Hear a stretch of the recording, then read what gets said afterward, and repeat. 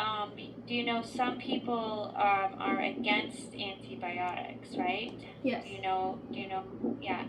Do you know why they are against them? Well, there's this thing called superbugs, which is really just based on the idea that overusage of antibiotics, which can often happen, will result in basically immunity from antibiotics from these bacteria or viruses, depending on the case, and that they would just get practically unstoppable. But that's usually like really over exaggerated. Do you live in Taipei? In the city? No. Oh. I live in Taichung City, which is close to the center of Taiwan, which is why it's called Taichung, because zheng means center in Chinese. Okay. Okay. Is that where you were born? You were born in Taipei? No, Taiwan? Definitely not. I was born in Taiwan, yes, but I definitely wasn't born in Taipei. Oh, okay. No, I meant to say Taiwan. So you were born. So you've lived your whole life in Taiwan. Yes, we've been to the U.S. once when I was really, really young. I barely remember it, and we've been to Singapore quite a few times. But of course, I've almost always lived in Taiwan.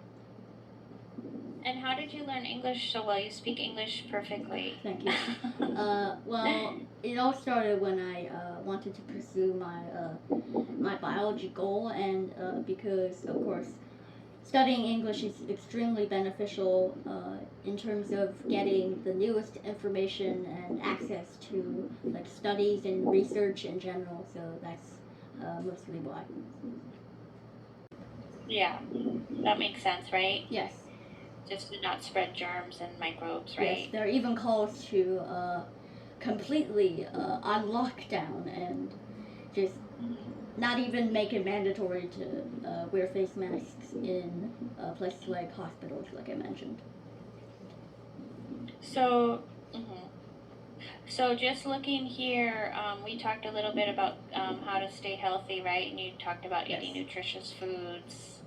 And then what about preparing food? Is there something that you and your family do when you prepare food to avoid germs, or is there anything special that you do before you prepare your food? Well, when you prepare. Of course, we do take precautions, but we do also order food a lot. Oh, and then contaminated. Do you know this word? Yes.